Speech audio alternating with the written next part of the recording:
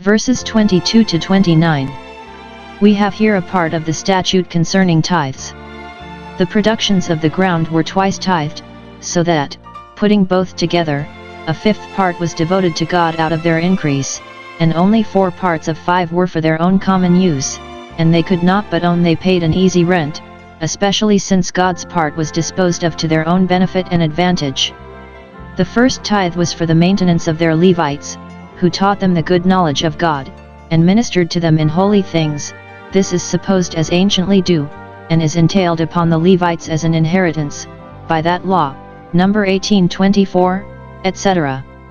But it is the second tithe that is here spoken of, which was to be taken out of the remainder when the Levites had had theirs. They are here charged to separate it, and set it apart for God.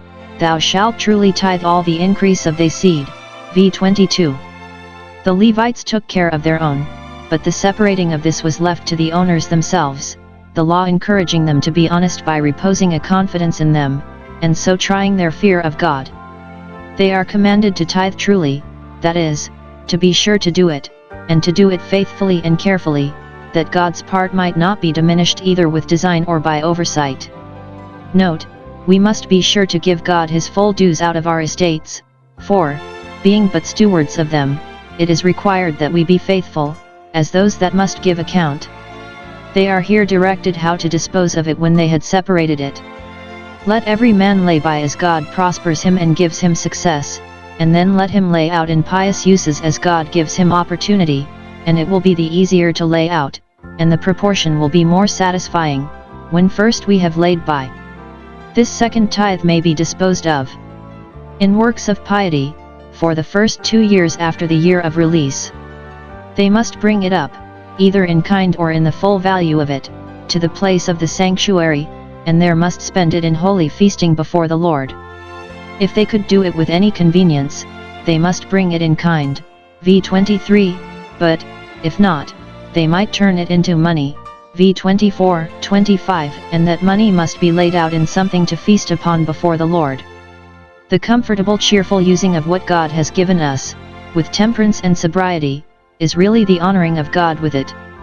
Contentment, holy joy, and thankfulness, make every meal a religious feast. The end of this law we have, v. 23, that thou mayest learn to fear the Lord thy God always. It was to keep them right and firm to their religion, by acquainting them with the sanctuary, the holy things, and the solemn services that were there performed.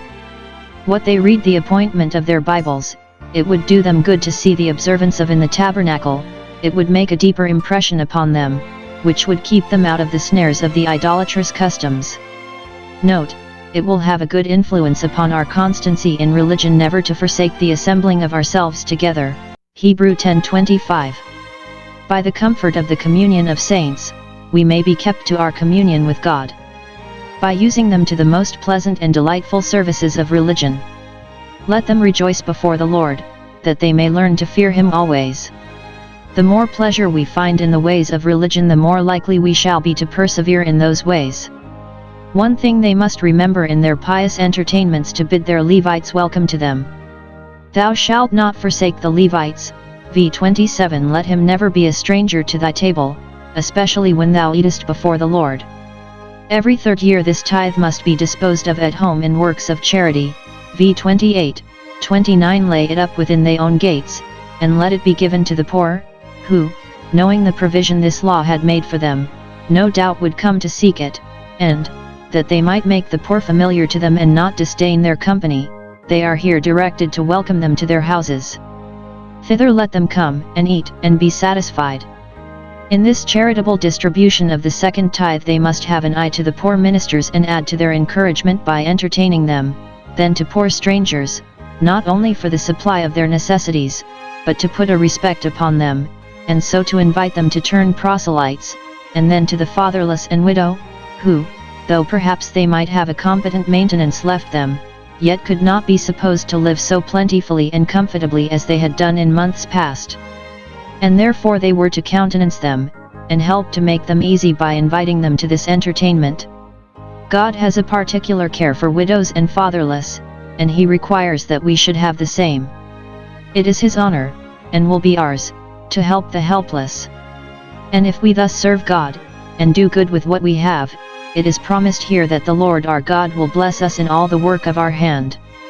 The blessing of God is all in all to our outward prosperity, and, without that blessing, the work of our hands which we do will bring nothing to pass. The way to obtain that blessing is to be diligent and charitable.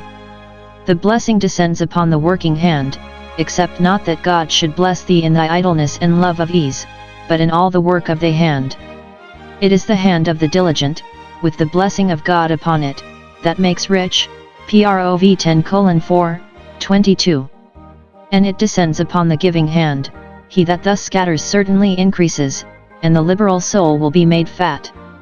It is an undoubted truth, though little believed, that to be charitable to the poor, and to be free and generous in the support of religion and any good work, is the surest and safest way of thriving.